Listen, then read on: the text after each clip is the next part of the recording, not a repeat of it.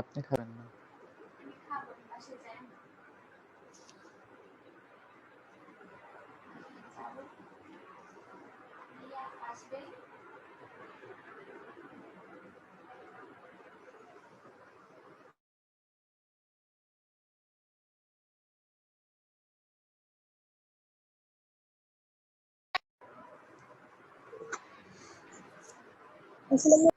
ওয়ালাইকুম আসসালাম।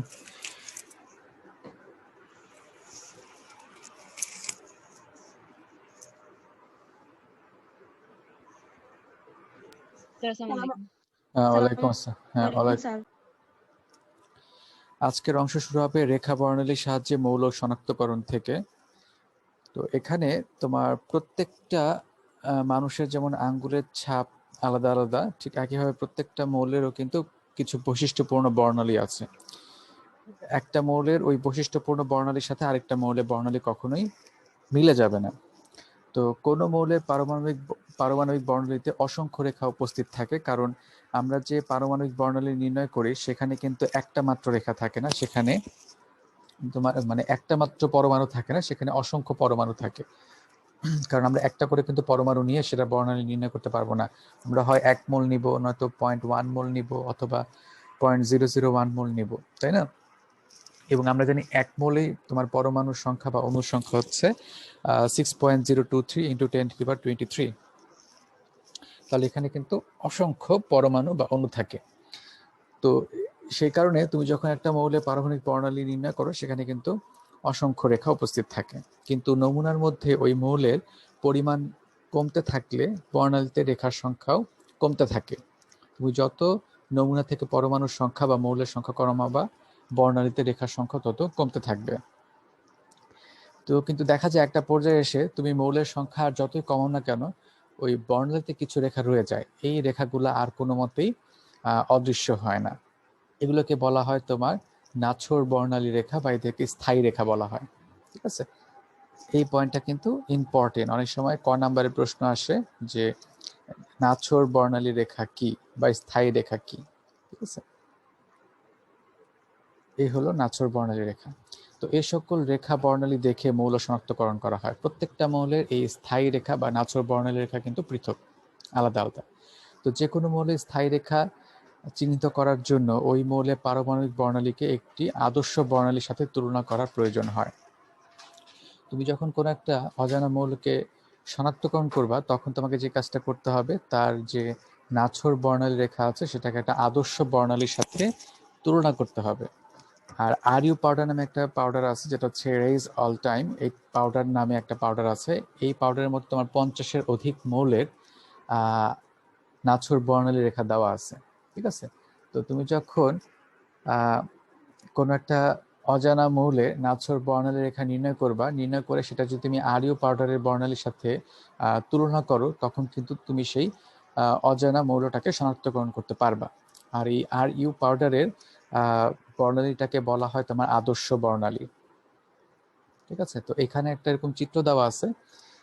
এইটা হলো তোমার আরইউ পাউডারের বর্ণালী রেখা। এখানে 50 বা তারও অধিক মৌলের বর্ণালী রেখা দেওয়া আছে। তো এখানে আমাদের পক্ষে তো 50টা মৌলের বর্ণালী রেখা এইটুক চিত্রের মধ্যে দেখানো সম্ভব না, তাই আমরা এখানে তোমার 1 2 3 4 5 6 7 7টা মৌলের এরকম নাছোড় বর্ণালী রেখা দেখালাম। এটা হচ্ছে 7টা মৌলের নাছোড় বর্ণালী রেখা। আর একদম শেষেরটা হলো একটা অজানা মৌল। তো সেই অজানা মৌলের যখন আমরা এই নাছোড় বর্ণালী রেখা নির্ণয় করলাম, নির্ণয় করার পর সেটা আমরা কি করব, এই আদর্শ বর্ণালীর সাথে মিলাবো। মিলানোর পর দেখলাম আমরা সেটা এই লিথিয়ামের পারমাণবিক বর্ণালীর সাথে মিলে যাচ্ছে। তাহলে আমাদের এই আননোন স্যাম্পলটা বা নমুনাটা হলো তোমার লিথিয়াম পরমাণু। ঠিক আছে, এভাবে আমরা একটা অজানা মৌলকে শনাক্তকরণ করতে পারি, তবে অবশ্যই সেটা ওই 50 বা তার চেয়ে বেশি মৌলের মধ্যে সীমাবদ্ধ থাকতে হবে। এর চেয়ে বেশি যদি মানে এর বাইরে যদি কোনো মৌল হয়, তাহলে শনাক্তকরণ করতে পারবো না। আরইউ পাউডারে যতগুলো মৌল আছে, এদের মধ্যে যদি আমাদের অজানা মৌলটা হয়, তাহলে শনাক্তকরণ করা সম্ভব। ঠিক আছে, আর যদি আরইউ পাউডারের মধ্যে সেই মৌলের বর্ণালী দেওয়া না থাকে, তাহলে সেটাকে আমরা এই বর্ণালী রেখার সাহায্যে শনাক্তকরণ করতে পারবো না। ঠিক আছে, তো এটা সম্পর্কে কারো কোনো কোশ্চেন আছে কি? নাছর বর্ণালী রেখা সম্পর্কে?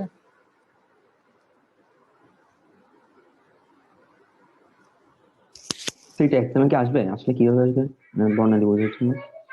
ওই যে তোমার উদ্দীপকে তোমার বর্ণালীর একটা চিত্র দেওয়া থাকবে, যেমন ধরো হাইড্রোজেন পরমাণু বর্ণালী, ধরো কোনো একটা চিত্র দেওয়া আছে, হ্যাঁ, ইলেকট্রন উপরের শক্তি স্তর থেকে নিম্ন শক্তি স্তরে আসতেছে, হাইড্রোজেন পরমাণুর বর্ণালী চিত্র দেওয়া আছে, বলে উদ্দীপকের এই বর্ণালীর সাহায্যে বা উদ্দীপকের ধারণা অনুযায়ী কিভাবে আমরা মৌল শনাক্তকরণ করতে পারি তা বিশ্লেষণ করো।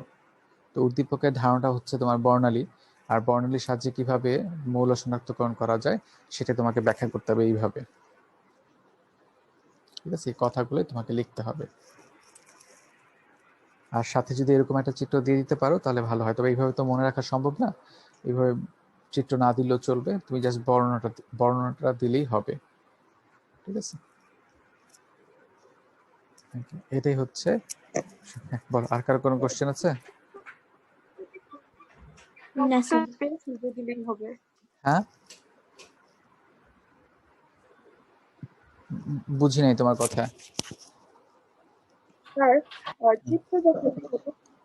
না, চিত্র না দিলেও চলবে, কারণ এই চিত্র তুমি মনে রাখতে পারবে না, বর্ণালী রেখাগুলো তোমার পক্ষে এগুলো মনে রাখা সম্ভব না, কোথায় কততে কোনটা নাছর বর্ণের রেখা পাওয়া যাচ্ছে, এইভাবে মনে রাখা সম্ভব না। এরপর চলে এসে আমরা আইসোটোপ। হ্যাঁ বলো। এখানে যেটা আননোন, যেটা ওটার ইমিশন কিভাবে বুঝবো, কোনটা স্পেকট্রাম কিরকম? ও আচ্ছা, এই আননোন মৌলটার ক্ষেত্রে জি স্যার। শোনো, তুমি তো এই আরইউ পাউডার তো কম্পিউটারেই তার বর্ণালী রেখা দেওয়া থাকবে আরইউ পাউডারে, তুমি প্রথমেই নাছর বর্ণালী রেখা নির্ণয় করে সেই মানগুলো কম্পিউটারে অলরেডি দিয়ে রাখবা।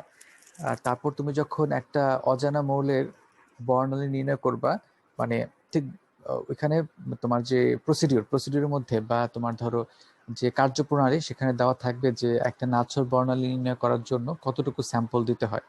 তো তুমি সেই স্যাম্পল পরিমাপ করে ওখানে দিবা, বাকিটা কম্পিউটার ফিক্স করে নেবে, ফিক্স করে নিয়ে তার একটা নাছর বর্ণালী রেখা কম্পিউটার নিজে নির্ণয় করবে, বা ওই যন্ত্রটা নিজে নির্ণয় করবে, নির্ণয় করে তার ভেতরে যে আরইউ পাউডারের বর্ণালী রেখা দেওয়া আছে তার সাথে ম্যাচ করে সে তোমাকে রেজাল্টটা শো করবে। তোমাকে এভাবে আলাদা করে মিলাইতে হবে না আর। বুঝতে পারছো? জি স্যার।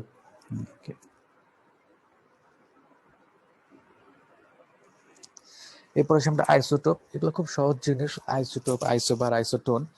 আইসোটোপটা হচ্ছে কোনো মৌলের একাধিক পরমাণু যাদের পারমাণবিক সংখ্যা একই কিন্তু ভর সংখ্যা ভিন্ন, তাদেরকে পরস্পরে আইসোটোপ বলে। এগুলো আমরা অনেক আগে থেকেই জানি। যেমন হাইড্রোজেনের 3টা আইসোটোপ হলো তোমার প্রোটিয়াম, ডিউটেরিয়াম আর ট্রিটিয়াম। এগুলো হচ্ছে হাইড্রোজেনের 3টা আইসোটোপ। আচ্ছা, নিচে চিত্র আকারেও দেখানো আছে। যেমন প্রোটিয়ামে তোমার একটাই প্রোটন থাকে, কোনো নিউট্রন থাকে না, আর একটা ইলেকট্রন থাকে। ডিউটেরিয়ামে একটা প্রোটন একটা নিউট্রন থাকে, আর ট্রিটিয়ামে একটা প্রোটন 2টা নিউট্রন থাকে। ঠিক আছে, আর আইসোটোপগুলোর ক্ষেত্রে যেহেতু তাদের সবারই প্রোটন সংখ্যা সমান, তাহলে তারা সবই কিন্তু একই মৌলের পরমাণু, আর তাদের পরমাণুর সংখ্যা একই কিন্তু ভর সংখ্যা থাকে হচ্ছে ভিন্ন। এগুলোই হচ্ছে তাদের বৈশিষ্ট্য।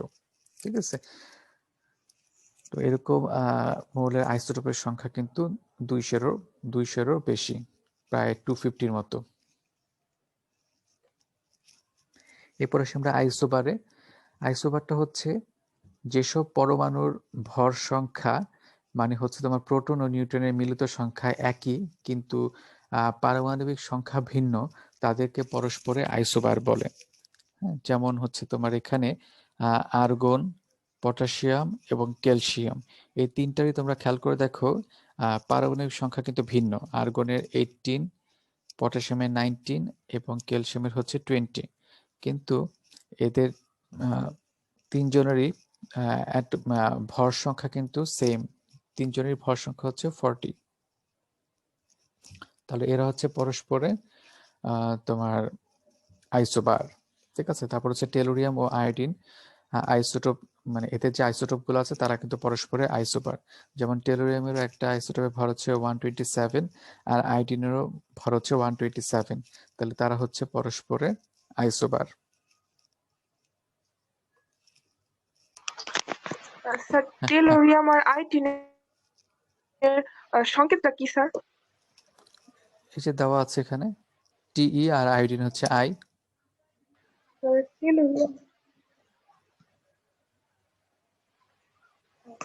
স্যার বুঝতে পারছি। হ্যাঁ, ওকে। এবার আসি আমরা আইসোটোনে। আইসোটোনটা হলো যেসব পরমাণুর নিউট্রন সংখ্যা সমান কিন্তু পারমাণবিক সংখ্যা ও ভর সংখ্যা ভিন্ন তাদেরকে পরস্পরের আইসোটোন বলে।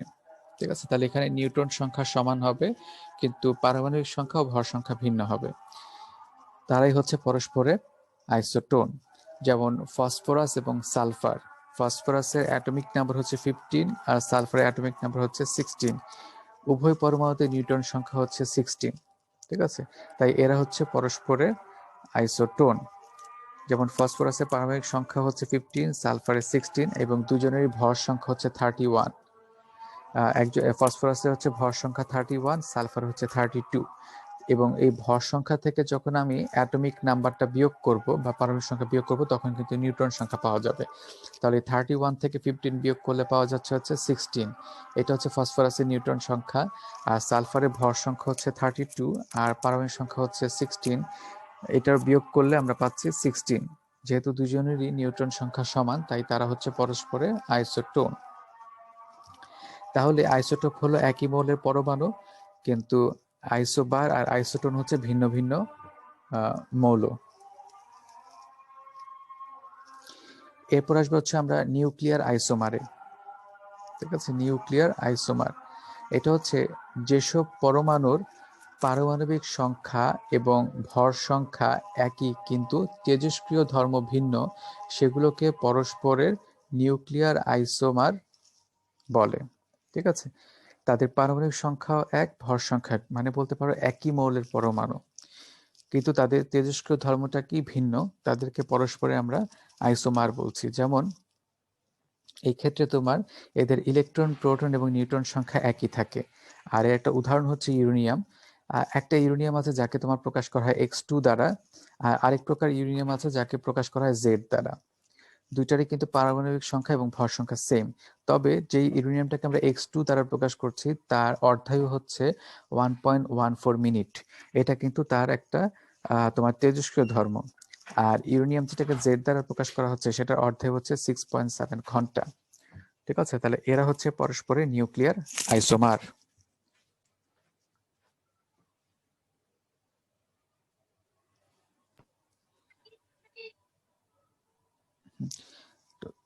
কথা কি তোমরা শুনতে পাচ্ছ? স্যার নিউক্লিয়ার আইসোমারটা আরেকবার একটু বুঝিয়ে দেন। হ্যাঁ, বুঝাই দিচ্ছি। এখানে আমরা জানি তোমার এই যে একটা পরমাণুতে ইলেকট্রনগুলো কিন্তু শক্তি স্তর থাকে, তাই না? ঠিক একইভাবে তোমার নিউক্লিয়াসের ভেতরে যে প্রোটনগুলো আছে সেই প্রোটনগুলোরও কিন্তু শক্তি স্তর আছে এবং সেই শক্তি স্তরগুলোতে কিন্তু এই প্রোটনগুলো থাকে। এখন দেখা যাচ্ছে যে সকল তোমার পরমাণুর ক্ষেত্রে উপরের শক্তি স্তরে প্রোটন সংখ্যা বেশি থাকে তাদের কিন্তু স্থিতিশীলতা কম থাকে।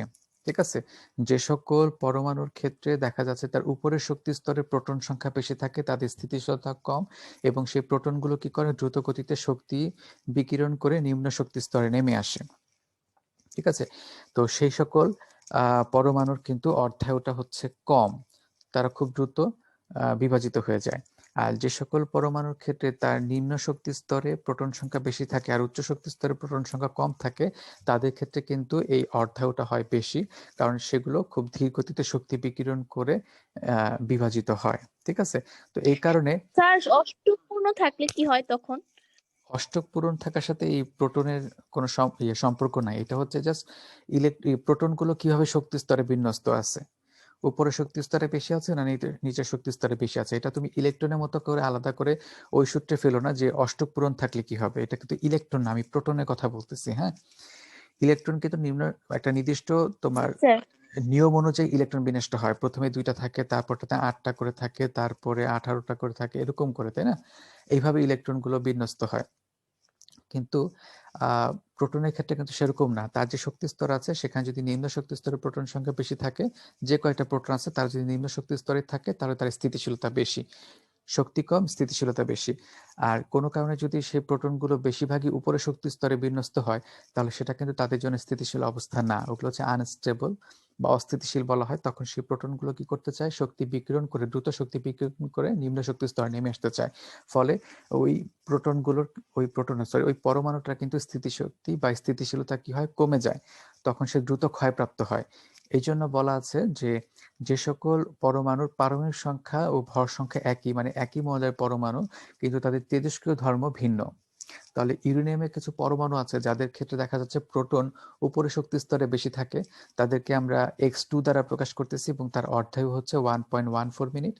আর কিছু ইউরেনিয়াম আছে যাদের ক্ষেত্রে দেখা যায় বেশিরভাগ প্রোটনই নিম্ন শক্তি স্তরে থাকে, তাহলে তার স্থিতিশীলতা বেশি এবং সেটাকে আমরা জেড দ্বারা প্রকাশ করি এবং ওইটার অর্থ হচ্ছে 6.7 ঘন্টা। ঠিক আছে, তার মানে এটা আরো ধীর গতিতে তোমার বিয়োজিত হয়। ঠিক আছে, তাহলে নিউক্লিয়ার আইসোমারটা হচ্ছে যে সকল পরমাণুর পারমাণবিক সংখ্যা এবং ভর সংখ্যা একই কিন্তু তেজস্ক্রিয় ধর্ম ভিন্ন, মানে হচ্ছে অর্ধায়ু ধর্মটা ভিন্ন, তাদেরকে আমরা পরস্পরের নিউক্লিয়ার আইসোমার বলি। এখানে জাস্ট প্রোটনের শক্তি স্তরে বিন্যস্ত প্রোটনের সংখ্যার উপর ডিপেন্ড করতেছে। উপরের শক্তি স্তরে যত বেশি প্রোটন থাকবে তার স্থিতিশীলতা তত কম হবে এবং সে তত দ্রুত বিয়োজিত হবে। আর যে সকল পরমাণুর ক্ষেত্রে উপরের শক্তি স্তরে তুলনামূলকভাবে কম সংখ্যক প্রোটন থাকবে, তারা ধীরে গতিতে বিয়োজিত হবে। এটাই হচ্ছে নিউক্লিয়ার আইসোমার। তারপর হচ্ছে আইসোডায়াফার। আইসোডায়াফারটা হচ্ছে যেসব পরমাণুতে নিউট্রন ও প্রোটন সংখ্যার পার্থক্য সমান, তাদেরকে পরস্পরে আইসোডায়াফার বলা হয়। নিউট্রন এবং প্রোটন সংখ্যার যে পার্থক্য সেটা সমান হবে, ঠিক আছে, সেটাকে আমরা বলছি পরস্পর আইসোডায়াফার। যেমন এই যে ইউরেনিয়াম আছে, ইউরেনিয়াম থেকে আলফা কণা তোমার বিকিরিত হয়ে সেখান থেকে থোরিয়াম তৈরি হচ্ছে। আলফা কণাটা কি, কে বলতে পারবা? দ্বি ধনাত্মক helium sir, nucleus. Helium ion দ্বিধন। হ্যাঁ, তাহলে এটা হচ্ছে হিলিয়াম 2+, যার হিলিয়াম নিউক্লিয়াস। হ্যাঁ, এটা হচ্ছে 2টা অ্যাটমিক নাম্বার আর ভর সংখ্যা হচ্ছে 4। তাহলে একটা যদি আলফা কণা এখান থেকে বিকৃত হয়, তাহলে ভর সংখ্যা হ্রাস পাবে হচ্ছে 4 আর অ্যাটমিক নাম্বার হ্রাস পাবে 2। তাহলে অ্যাটমিক নাম্বার যেহেতু 2 হ্রাস পাচ্ছে, সেটা হয়ে যাবে 90 হচ্ছে থোরিয়াম, আর ভর সংখ্যা হয়ে যাবে 38 থেকে 4 হ্রাস পেয়ে হয়ে যাবে 34। ঠিক আছে, তো এখানে আমরা যদি খেয়াল করি দুইটার ক্ষেত্রে, ইউরেনিয়ামের ক্ষেত্রে তার পারমাণবিক সংখ্যা বা প্রোটন সংখ্যা হচ্ছে 92, আর তার যে নিউট্রন সংখ্যা কত হবে বলো তো ইউরেনিয়ামের ক্ষেত্রে?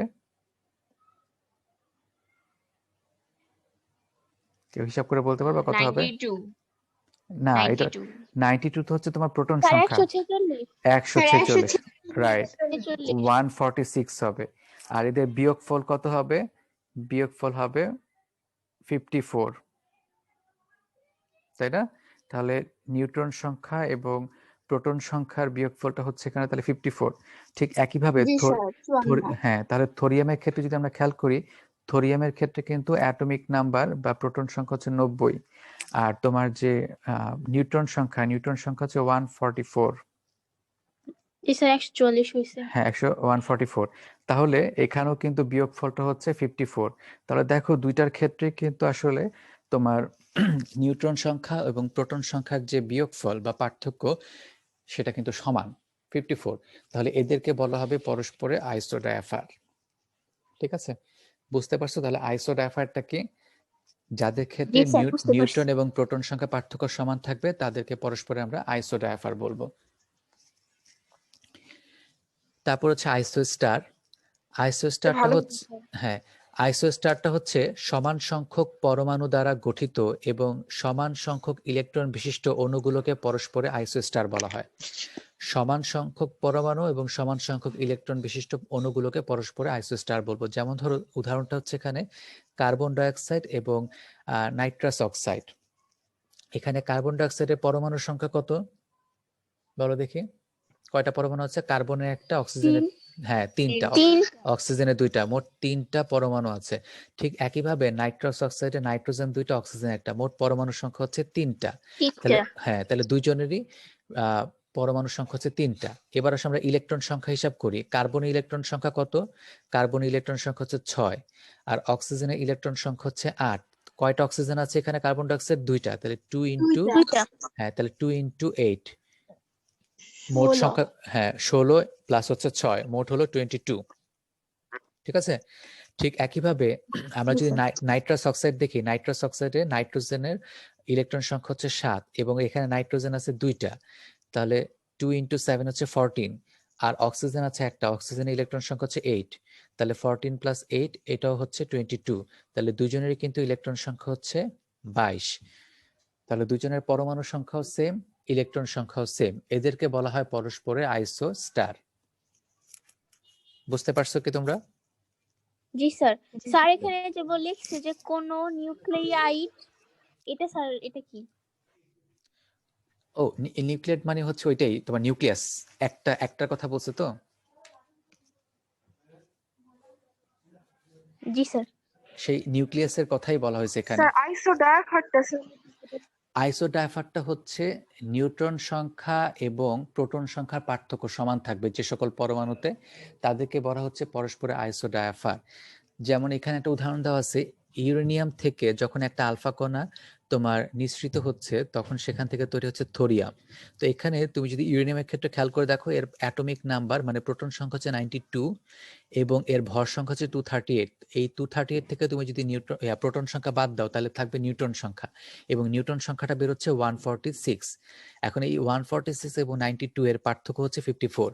ঠিক একইভাবে থোরিয়ামের আমরা দেখতে পাচ্ছি এখানে প্রোটন নাম্বার হচ্ছে 90, আর এর যে নিউট্রন সংখ্যা হচ্ছে 144।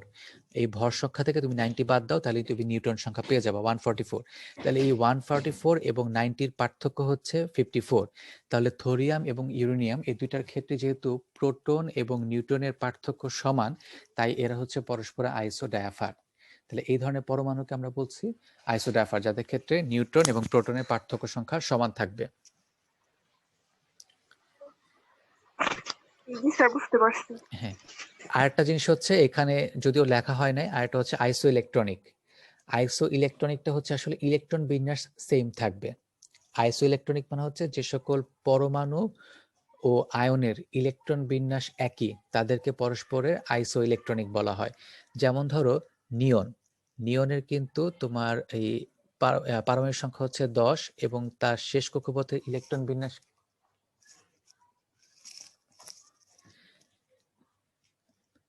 একটা মিনিট।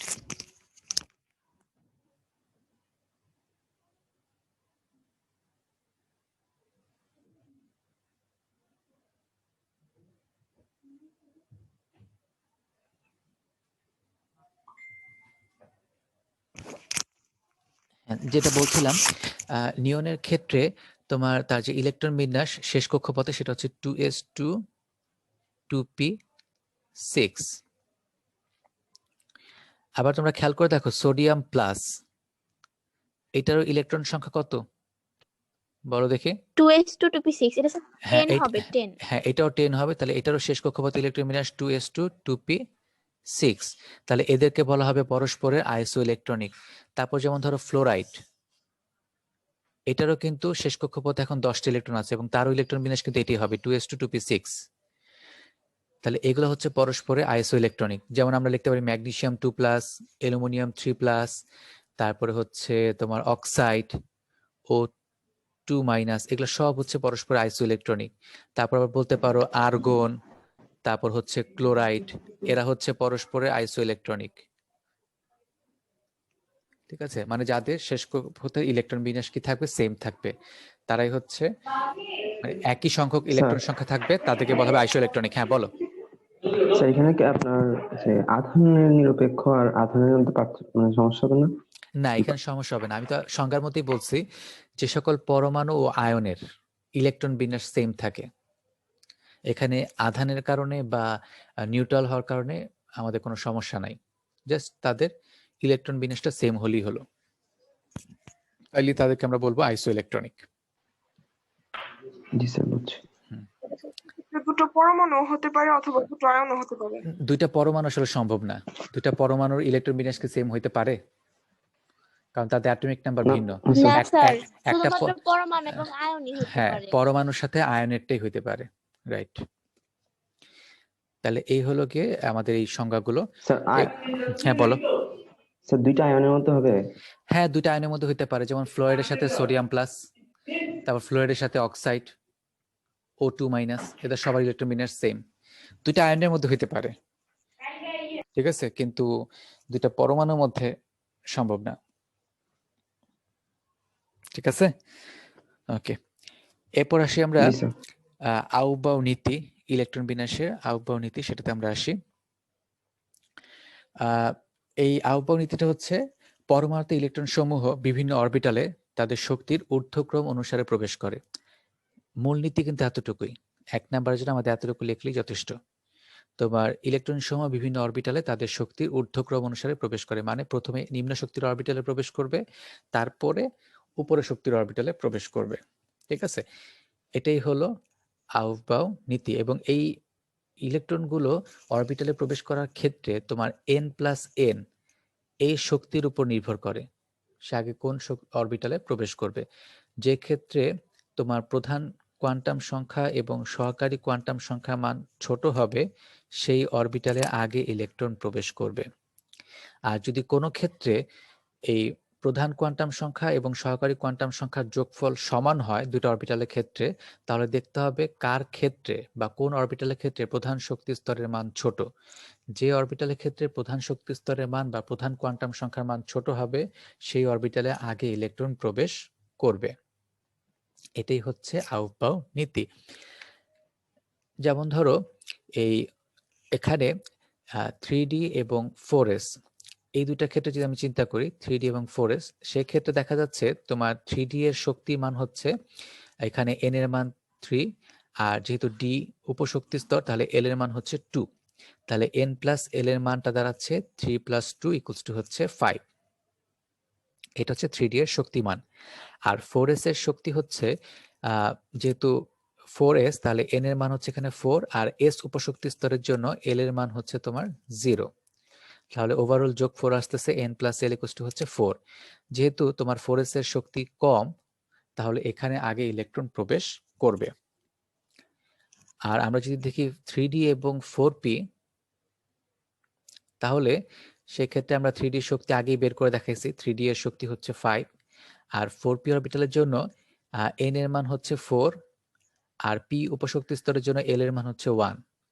তাহলে এখানে n+l এর মান দাঁড়াচ্ছে 4 + 1 হচ্ছে 5। দুই ক্ষেত্রে কিন্তু তোমার শক্তির মান কি সমান, কিন্তু তোমার 3D এর ক্ষেত্রে দেখা যাচ্ছে যে প্রধান কোয়ান্টাম সংখ্যা n = 3, মানে n এর মান ছোট, তাই ইলেকট্রন কিন্তু আগে 3D অরবিটালে প্রবেশ করবে, 4p তে প্রবেশ না করে। এবং ব্যাখ্যামূলক প্রশ্ন সময় যখন এই ধরনের প্রশ্ন আসবে যে 3D ও 4p এর মধ্যে ইলেকট্রন কোন অরবিটালে আগে প্রবেশ করবে ব্যাখ্যা করো, তখন তুমি আগে কিন্তু একটু আউবাউ নীতিটা লিখে নিবা, যে পরমাণুতে ইলেকট্রন সমূহ তোমার অরবিটালের শক্তির ঊর্ধ্বক্রম অনুসারে প্রবেশ করে। তাহলে ইলেকট্রন প্রথমে আগে নিম্ন শক্তির অরবিটালে প্রবেশ করবে, তারপর উচ্চ শক্তির অরবিটালে। আর কোনো ক্ষেত্রে যদি n+l এর মান সমান হয়, তাহলে n এর মান যেখানে ছোট হবে সেখানে আগে ইলেকট্রন প্রবেশ করবে। তারপর দুই ক্ষেত্রে তুমি মান বের করে দেখাবা 5 হয়। তো যেহেতু দুই ক্ষেত্রে n+l এর মান সমান, তো যেহেতু 3D এর ক্ষেত্রে n এর মানটা ছোট, তাই এখানে আগে ইলেকট্রন প্রবেশ করবে। তো ব্যাখ্যামূলক প্রশ্ন এইভাবে লিখলে তোমরা ফুল মার্কস পেয়ে যাবা। ঠিক আছে? জি স্যার। হ্যাঁ, ওকে। আর এখানে ওই আবার নীতি অনুযায়ী তোমার অরবিটালের শক্তির একটা ক্রম দেওয়া আছে, ঊর্ধ্বক্রম দেওয়া আছে। যেমন প্রথমে আগে ইলেকট্রন 1s এ প্রবেশ করে, তারপর 2s, তারপর 2p, তারপর হচ্ছে 3s, তারপরে 3p, তারপরে 4s, তারপরে আসে হচ্ছে 3d, 3d এর পর হচ্ছে 4p, 4p এর পর 5s, তারপর এইভাবে 4d, 4d পর 5p, তারপরে 6s এ ইলেকট্রন প্রবেশ করে। এইভাবে শক্তির ঊর্ধ্বক্রম অনুযায়ী অরবিটালগুলোকে বিন্যস্ত করা হয়েছে। ঠিক আছে, ওকে। এরপর আসি আমরা এই আউবাউ নীতি অনুযায়ী ইলেকট্রন বিন্যাসের যে সাধারণ নিয়ম, তার কিছু ব্যতিক্রম, মানে দুইটা ব্যতিক্রম নিয়ম আছে এখানে। তো প্রথম নিয়মটা হচ্ছে ইলেকট্রন বিতরণের এই নিয়মে কোনো ক্ষেত্রে তোমার ব্যতিক্রম দেখা যায়। মানে আমরা আউবাউ নীতি যেটা দেখছি যে ইলেকট্রন প্রথমে নিম্ন শক্তির অরবিটালে প্রবেশ করে, তারপরে উচ্চ শক্তির অরবিটালে প্রবেশ করে, এই ক্ষেত্রে একটু ব্যতিক্রম দেখা যায়। এক নাম্বারটা হচ্ছে ডি উপশক্তি স্তরের বিন্যাস যদি ডি উপশক্তি স্তরের পূর্ণতার চেয়ে একটি ইলেকট্রন কম থাকে, অর্থাৎ 9টি ইলেকট্রন থাকে, যেমন তোমার হচ্ছে কপারের ক্ষেত্রে, সিলভারের ক্ষেত্রে, গোল্ডের ক্ষেত্রে, যেখানে তোমার নর্মাল হিসাব অনুযায়ী ইলেকট্রন বিন্যাস করলে D9 হওয়ার কথা, ঠিক আছে। অথবা অর্ধপূর্ণ হচ্ছে যদি একটা ইলেকট্রন কম থাকে, যেমন D4, এরকম যদি ইলেকট্রন বিন্যাস থাকে, যেমন ক্রোমিয়াম, তারপর মলিবডেনাম, এদের ক্ষেত্রে, যাদের ক্ষেত্রে আছে নর্মাল ইলেকট্রন বিন্যাস অনুযায়ী ইলেকট্রন বিন্যাস করলে D4 হওয়ার কথা, তাদের ক্ষেত্রে দেখা যাচ্ছে যে অধিক স্থিতিশীলতা অর্জনের জন্য তার পরবর্তী শক্তি স্তরের যে S উপশক্তি স্তর আছে, সেখান থেকে একটা ইলেকট্রন শিফট হয়ে D তে চলে আসে অধিক স্থিতিশীলতা অর্জনের জন্য। তাহলে সাধারণভাবে ইলেকট্রন বিন্যাস করার ক্ষেত্রে যদি কোনো মৌলে দেখা যায় যে D9 হচ্ছে অথবা D4 হচ্ছে, মানে পূর্ণ অবস্থা থেকে একটা কম বা অর্ধপূর্ণ অবস্থা থেকে একটা কম, সেসব ক্ষেত্রে দেখা যাচ্ছে যে সে তার পরবর্তী শক্তি স্তরের S উপশক্তি স্তর থেকে একটা ইলেকট্রন এই D তে শিফট হয়ে যাচ্ছে, ফলে D অরবিটালটা পরিপূর্ণ হয়ে যাচ্ছে অথবা অর্ধপূর্ণ হয়ে যাচ্ছে, যেটা হচ্ছে অধিক স্থিতিশীল ইলেকট্রন বিন্যাস। তো এরকম ব্যতিক্রম হচ্ছে ক্রোমিয়ামের ক্ষেত্রে।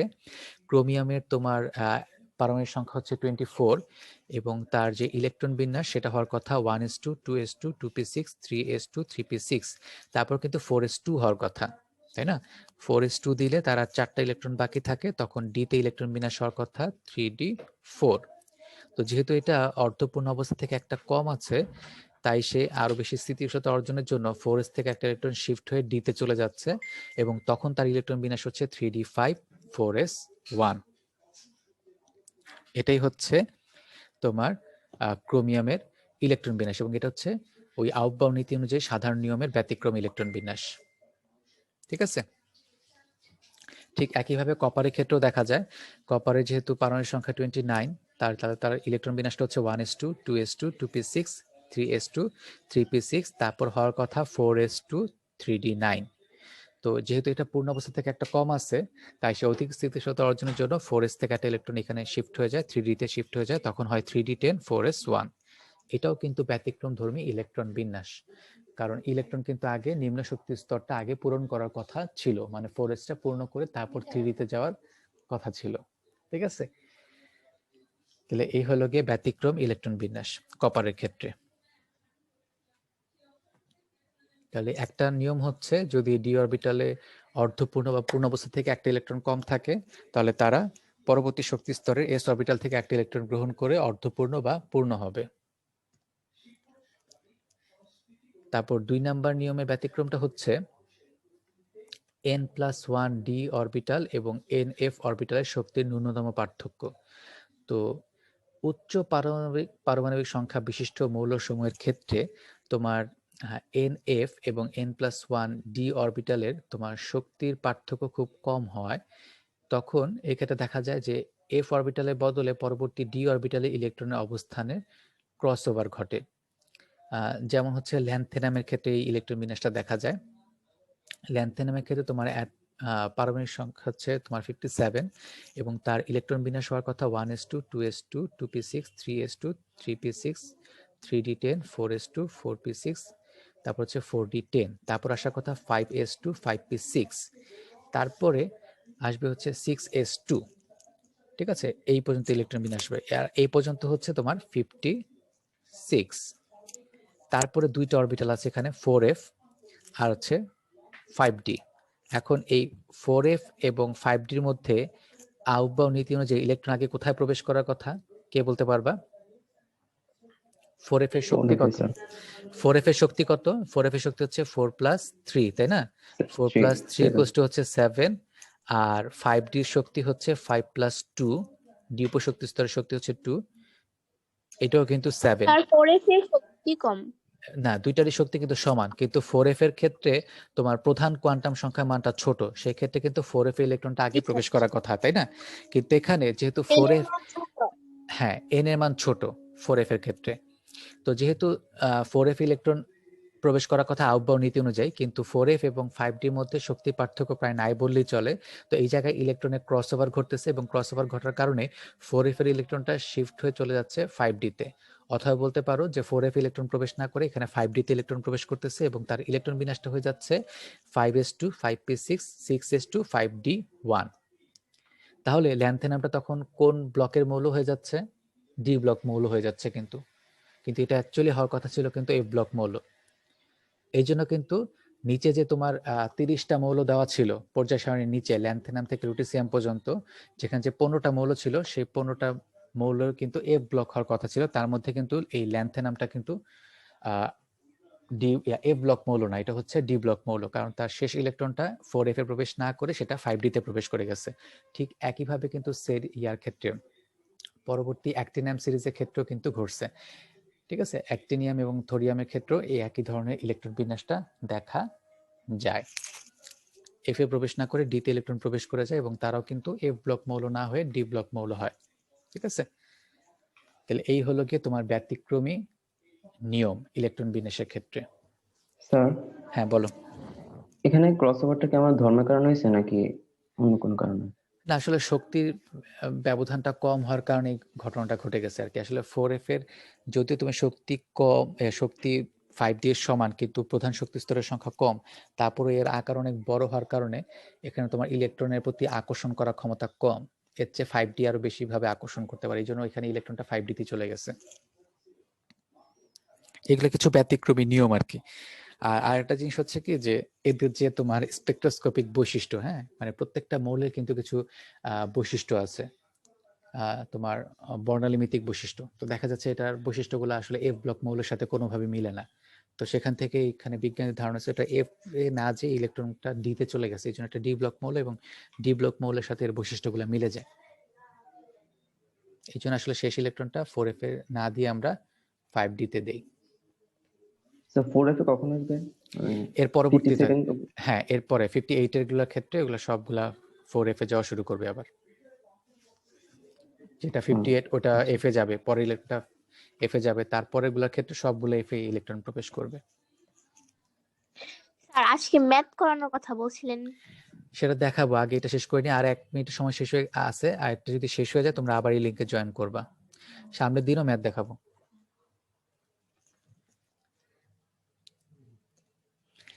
এবার আসি আমরা হুন্ডের নিয়ম। তো হুন্ডের নিয়মটা হচ্ছে একই শক্তি সম্পন্ন বিভিন্ন অরবিটালে ইলেকট্রনগুলো এমনভাবে সহাবস্থান করে যেন তারা সর্বাধিক সংখ্যায় অযুগ্ম বা বিজোড় অবস্থায় থাকতে পারে। আর এই অযুগ্ম ইলেকট্রনের স্পিন হবে একমুখী। ঠিক আছে, কোনো নির্দিষ্ট উপশক্তি স্তরের সবগুলি অরবিটাল সমশক্তির হয়। যেমন ধরো পি অরবিটাল, এখানে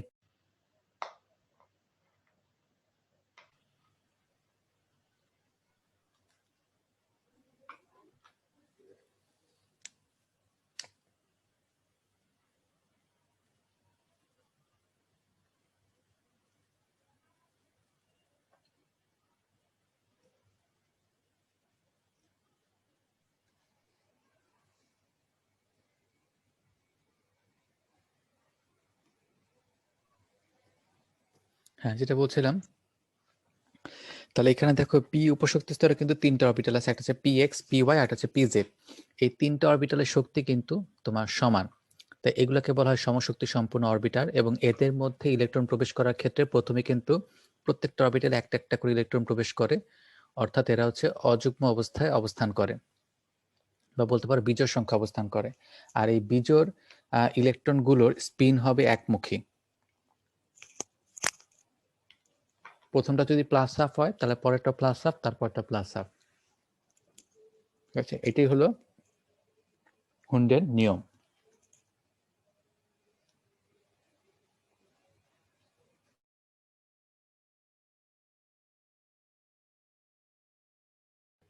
ঠিক আছে, তাহলে তোমরা হুন্ডের নিয়মটা এভাবে লিখতে পারো যে সমশক্তি সম্পূর্ণ অরবিটালগুলোতে ইলেকট্রন সর্বোচ্চ অযুগ্ম বিজোড় সংখ্যা অবস্থান করে। ঠিক আছে, সমশক্তি সম্পন্ন অরবিটালগুলোতে ইলেকট্রন সর্বাধিক বিজোড় সংখ্যা অবস্থান করে, আর এই বিজোড় ইলেকট্রনগুলি স্পিন হবে একমুখী। এতটুকু লিখলেও যথেষ্ট। ঠিক আছে, এখানে হুন্ডের নিয়ম অনুযায়ী কিছু ইলেকট্রন বিন্যাস করা আছে, যেমন ধরো নাইট্রোজেন ইলেকট্রন বিন্যাস হচ্ছে 1s2, মানে পারমাণবিক সংখ্যা 7, তাহলে তার ইলেকট্রন বিন্যাস হবে 1s2। স্যার হুন্ডের নিচে এই স্পিনের কথাটা না লিখলেই হবে? না, লিখতেই হবে। এটা একটা গুরুত্বপূর্ণ ইনফরমেশন যে ওই বিজোড় ইলেকট্রনগুলো স্পিন একমুখী হতে হবে, কারণ তুমি যদি বিপরীতমুখী দাও তাহলে তো হুন্ডের নিয়মে ব্যত্যয় ঘটে গেল, এবং ওই মৌলের যে স্থিতিশীলতা সেটাও কমে যাবে। তার প্রতিসাম্যতা থাকবে না। ঠিক জি আছে? স্যার। তো এখানে নাইট্রোজেন ইলেকট্রনবিন্যাস হচ্ছে 1s2 2s2 তারপর 2px1 2py1 2pz1। তাহলে এই পিতে যে 3টা অরবিটাল ছিল সেই 3টা অরবিটালে প্রথমে একটা একটা করে ইলেকট্রন প্রবেশ করলো। এমনিতেই তার 3টা ইলেকট্রন বাকি ছিল, 1s2 এবং 2s2 পর 4টা ইলেকট্রন শেষ, বাকি থাকলো 3টা। সেই 3টা ইলেকট্রনের প্রথমটা ঢুকলো হচ্ছে px1 এ, px এ, তারপরটা py তে এবং তারপরটা হচ্ছে pz এ। ঠিক আছে? এইভাবে প্রত্যেকটাতে একটা একটা করে প্রবেশ করলো। প্রথমটাতে একবারে 2টা প্রবেশ করে নাই। ঠিক আছে? যেমন আমরা অনেকে মনে করি যে প্রথমে px এ 2টা দিয়ে দেই, এটা কিন্তু হবে না। px এ একটা যাবে, তারপরটা যাবে py তে, তারপরটা pz এ। 7 নাম্বার ইলেকট্রনটা যাবে pz এ।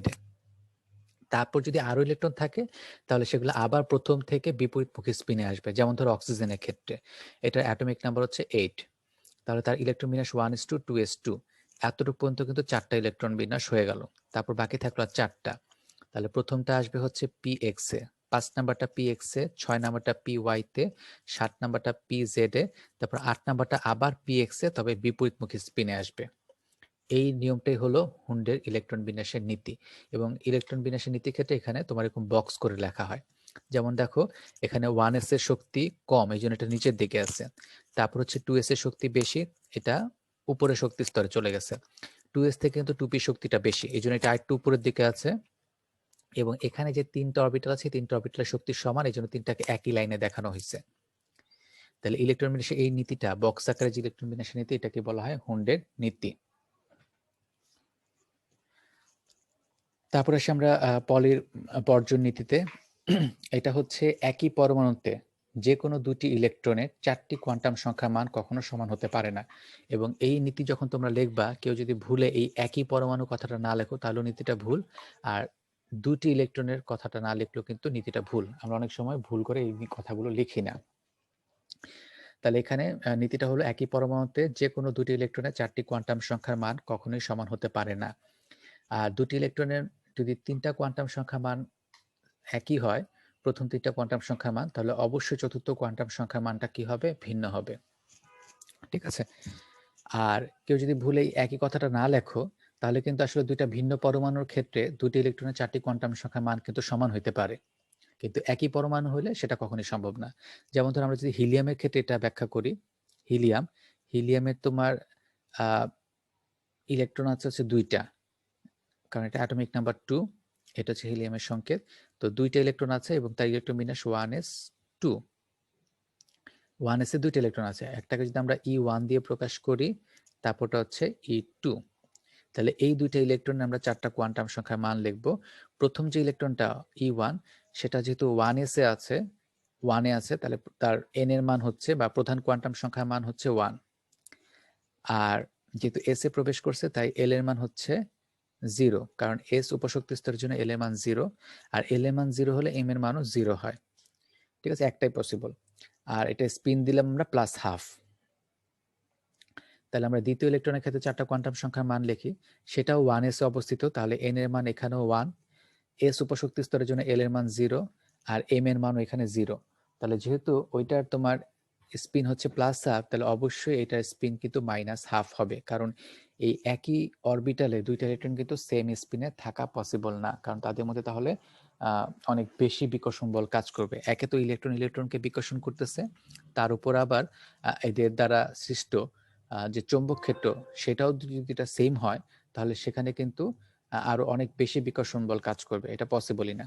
তাহলে প্রথম 3টা কোয়ান্টাম সংখ্যার মান সেম হওয়ার পরে আমরা দেখতেছি অবশ্যই চতুর্থ কোয়ান্টাম সংখ্যাটা কি হয়ে গেছে? ভিন্ন হয়ে গেছে। তাহলে এটাকেই বলা হয় পলির বর্জন নীতি। প্রথম 3টা কোয়ান্টাম সংখ্যার মান ভিন্ন হওয়ার ফলে দেখা গেল যে দ্বিতীয় ইলেকট্রনটার জন্য সে তার স্পিন নাম্বারটা কি করতেছে? বর্জন করতেছে, মানে +12 মানটাকে সে বর্জন করে সে -12 হয়ে গেছে। এই জন্য এটাকে বলা হয় বর্জন নীতি।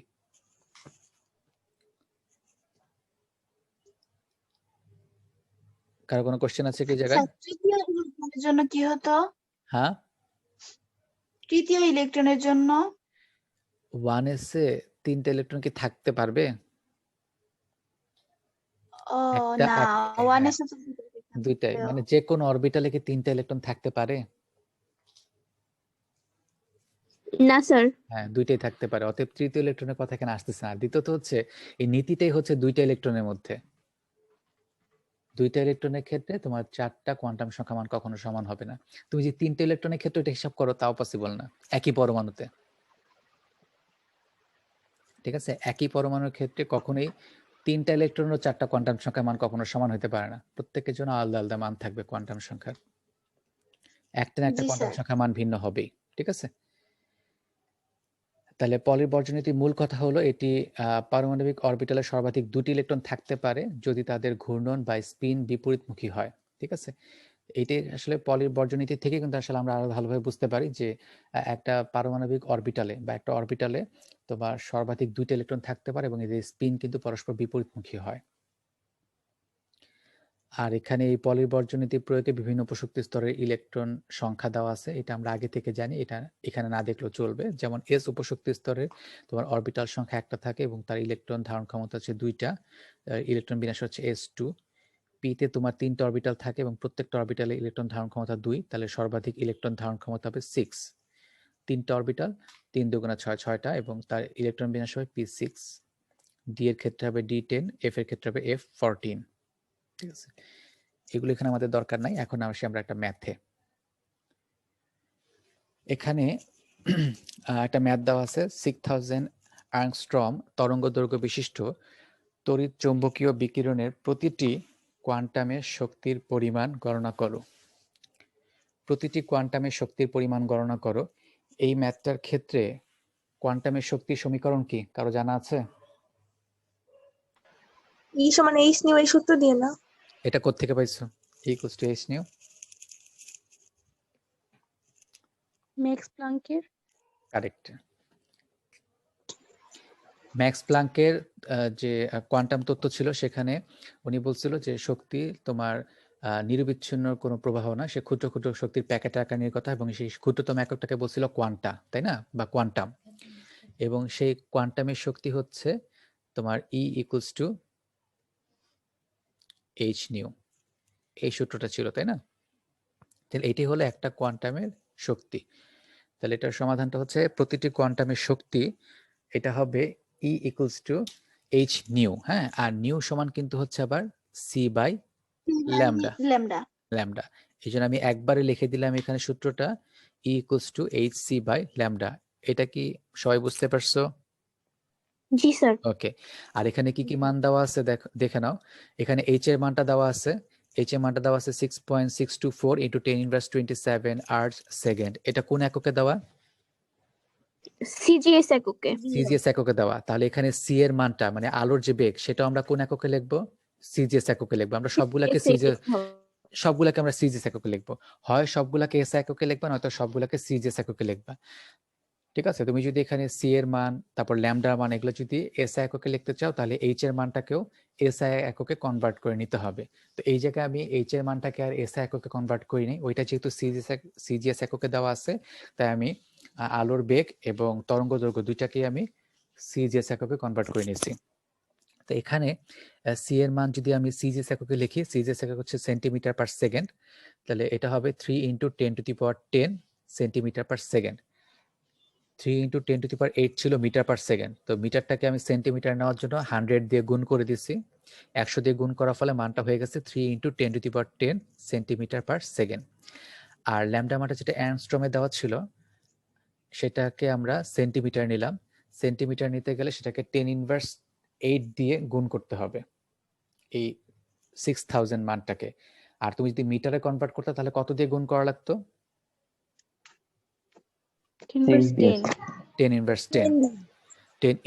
দিয়ে। যাক, এটাকে আমরা 10⁻8, হ্যাঁ, তাহলে আমরা এখানে সেন্টিমিটার যেহেতু নিছি তাহলে 10⁻8 দিলাম সেন্টিমিটার। এখন এই মানগুলো আমরা এই সমীকরণে বসাই দিব। তাহলে এইচ এর মান বসাই দিলাম 6.624 ইন্টু 10⁻27 ইন্টু হচ্ছে সি এর মান 3 ইন্টু 10⁻10 আর ল্যামডা মান হচ্ছে 6000 ইন্টু 10⁻8। ঠিক আছে, মানগুলো বসাই দিলাম এবং মানগুলো যখন আমরা সমাধান করব, ক্যালকুলেশন করব, তখন মানটা আসবে 3.312 ইন্টু 10⁻12 আর্জ। শক্তির একক কি? জুল না, এবং সেটা সিজিএস একক হচ্ছে আর্জ মানে এনার্জি। ঠিক আছে, এটা সিজিএস একক একক। এটি হলো কি অ্যান্সার এই ম্যাথের। ঠিক আছে, জি স্যার। হ্যাঁ, আজকে আমরা একটা সহজ ম্যাথ দেখবো, তারপর নেক্সট দিন আমরা এই বর্ণালীর বাকি ম্যাথগুলো দেখে নিব সবগুলো একসাথে। ওকে, তারপর আরেকটা প্রশ্ন এখানে আছে যে 2.5 ইন্টু 10⁻14 হার্জ কম্পাঙ্ক বিশিষ্ট তড়িৎ চুম্বকীয় বিকিরণের 1 মোল ফোটনের শক্তি গণনা করো। এখানে 1 মোল ফোটনের শক্তি তোমাকে গণনা করতে হবে, ঠিক আছে, এবং কম্পাঙ্ক দেওয়াই আছে, আর এইচ এর মানটাও দেওয়া আছে। তবে এইচ এর মানটা কোন এককে দেওয়া আছে বলো দেখি এটা? এসআই এককে দাও। হ্যাঁ, এটা এসআই এককে দেওয়া আছে। এই ক্ষেত্রে তাহলে আমরা কোন সূত্রটা ইউজ করব প্রথমে? ফোটনের শক্তি বের করার জন্য ফোটনের শক্তির সমীকরণ কি? E = h নিউ না? এটাও তো সেম। হ্যাঁ, এটাও সেম, তবে এটা একটা ফোটনের শক্তি, ঠিক আছে। তাহলে এখানে প্রতিটি ফোটনের শক্তি হচ্ছে E = h নিউ, এটা হচ্ছে সেই নিউ। আর এখানে যে মানগুলো দেওয়া আছে, h এর মান দেওয়া আছে 6.626 × 10⁻34 জুল সেকেন্ড, আর নিউ এর মান দেওয়া আছে 2.5 10⁻14 হার্জ। হার্জ মানে কিন্তু পার সেকেন্ড, তাই না? এই মানগুলো আমরা এখানে বসাই দিব। মানগুলো যদি বসাই দেই, এই যে h এর মান বসিয়ে দিলাম 6.626 × 10⁻34, আর নিউ এর মান বসাই দিলাম 2.5 × 10⁻14। হিসাব করলে মানটা চলে আসবে E = 1.6565 × 10⁻19 জুল। এটা হচ্ছে একটি ফোটনের শক্তি বা প্রতিটি ফোটনের শক্তি। এখন 1 মোল ফোটনের শক্তি বের করার জন্য তাহলে আমাকে কি করতে হবে? 6.623 × 10⁻23 দিয়ে গুণ দিতে হবে। হ্যাঁ, মোট কথা হচ্ছে অ্যাভোগাড্রোর সংখ্যা দিয়ে গুণ করতে হবে, তাই না? তাহলে 1 মোল ফোটনের শক্তি হবে ENA = হবে এই একটি ফোটনের শক্তি ইনটু অ্যাভোগাড্রোর সংখ্যা। তাহলে এখানে অ্যাভোগাড্রোর সংখ্যাটার মান দেওয়া আছে 6.023 × 10⁻23। এই মান দিয়ে যদি আমরা গুণ করি, E এর মান আমরা বের করছিলাম 1.6565 × 10⁻19, আর তোমার NA এর মান হচ্ছে 6.023 × 10⁻23। তাহলে এখানে বের হয়ে গেল 1 মোল ফোটনের শক্তি। এটা 99.77 × 10⁻³ জুল। এটা জুল এককে মানটা বের হলো। এটাকে আমরা কিলো জুলে প্রকাশ করতে পারি, তাহলে 99.77 কিলো জুল হবে, কারণ 10⁻³ মানে কিলো, ঠিক আছে। তাহলে এই হলো গিয়ে ম্যাথটা। স্যার আগের অঙ্কটায় প্লাঙ্কের ধ্রুবকের মানে ওখানে ছিল 6.624 আর এখানে 6.626। এখন প্রশ্নে আচ্ছা, যে এটা- শোনো, প্রশ্নে যে মানটা দেওয়া আছে আমি সেটাই নিয়েছি আর কি। এখন প্রশ্নে তোমাকে যে মানটা দেওয়া থাকবে সেটা ইউজ করতে হবে, আর যদি কোনো মান দেওয়া না থাকে তাহলে তুমি এই মানটা ইউজ করবা, 6.626 × 10⁻34 অথবা 10⁻27। কথা কি বুঝতে পারছো? ওখানে জি স্যার। বইয়ের যে কোশ্চেন, সেই কোশ্চেনে এইচ এর মানটা দেওয়া ছিল 6.624, অতএব ওইটাকে আমি আর চেঞ্জ করি নাই, ওইটাকে ধরেই আমি অঙ্কটা করছি। পরবর্তী প্রশ্নটা তো এইচ এর মান দেওয়াই ছিল। যদি কোনো ক্ষেত্রে এইচ এর মান দেওয়া না থাকে তাহলে তুমি কিন্তু 6.626 এই মানটা ধরেই অঙ্কটা করবা, ঠিক আছে? ওকে, তাহলে আজকে এই পর্যন্তই। সামনের দিন আমরা ওই ব্যাসার্ধ, বেগ, তারপর হচ্ছে ন্যূনতম তরঙ্গ দৈর্ঘ্য, তারপরে তোমার ন্যূনতম শক্তি, তারপরে হচ্ছে কি পরিমাণ শক্তি বিকিরণ করে, বা তার বর্ণালী তরঙ্গ দৈর্ঘ্য, বা কি বর্ণের আলোক রশ্মি নির্গত করে, সেগুলোর ম্যাথগুলো দেখবো। 5-6 রকমের ম্যাথ আসবে, ওগুলা মোটামুটি করলেই এই বর্ণালী ম্যাথ শেষ, ঠিক আছে? আমি স্যার এখানে প্রতিটি কোয়ান্টাম বলতে কি একটি ফোটন বোঝাচ্ছে? হ্যাঁ, প্রতিটি কোয়ান্টাম বলতে একটা ফোটন বোঝাচ্ছে, একটা ফোটনের শক্তি বা একটা কোয়ান্টামের শক্তি। বুঝতে পারছো? একটা ফোটনের শক্তি বুঝাইছে এখানে। ওকে, স্যার আমাদের পরীক্ষার কি কোনো ডেট দিছে? না আমি মনে হয় দেখছিলাম এরকম কোথাও 10 তারিখ থেকে না যেন 11 তারিখ থেকে এরকম একটা ডেট ছিল, তাও আমি শিওর না। আমি যদি আবার দেখতে পারি, মানে কোথাও যদি দেখছিলাম সেখানে যদি আবার খুঁজে পাই তাহলে তোমাদেরকে কনফার্ম হলে জানাবো, ঠিক আছে? তো মনে হচ্ছে এরকম আচ্ছা, জানাই দেবো না। মানে আমি মনে হয় দেখছিলাম এরকম 10 তারিখ, তাও শিওর না আর কি, এই জন্য তোমাদেরকে আগে থেকে বলতেছি না আর কি। ঠিক আছে, তোমরা এমনি পড়তে থাকো, এগুলো পড়তে থাকো। সবাই কিন্তু বর্ণালী ম্যাথগুলো চর্চা করতে থাকবা। সামনের দিন আমি কয়েকটা ভ্যারাইটিস ম্যাথ দেখাবো, তারপর তোমরাও নিজেরা করবা। তারপর যদি কোনো ম্যাথে প্রবলেম হয় তোমরা এরকম গ্রুপে মেসেজ দিয়ে দেখাবা যে স্যার এই ম্যাথটা আমি পারতেছি না। ঠিক আছে? ওকে, ওকে স্যার। হ্যাঁ ওকে, ঠিক আছে, সবাই ভালো থাকো। আসসালামু আলাইকুম। হ্যাঁ, ওয়ালাইকুম আসসালাম। নেক্সট ক্লাসে কথা হবে। আসসালামু আলাইকুম। হ্যাঁ, ওয়ালাইকুম আসসালাম।